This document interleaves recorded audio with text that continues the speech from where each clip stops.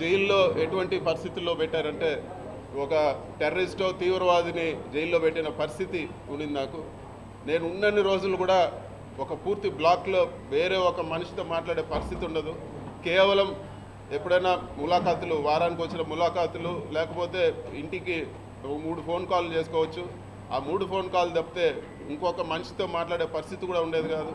మొత్తం CC camera నిఘా, ఎవరు చూస్తూ ఉన్నారో ఆ సీసీ కెమెరాల్లో తెలియదు. విజయవాడలో కూడా ఆ సీసీ కెమెరాలో చూడగలుగుతారని చెప్పేవాళ్ళు. అధికారులు కూడా నాతో మాట్లాడేదానికి భయపడేవాళ్ళు. కోర్టు నుంచి ఆదేశాలు ఇచ్చే వరకు ఏ ఒక్క వసతి కూడా జైల్లో కల్పించలేదు. వాళ్ళకు చూస్తేనే నాకు అర్థమయ్యేది, జైలు అధికారులకు విపరీతమైన ప్రెషర్ ఉన్నింది.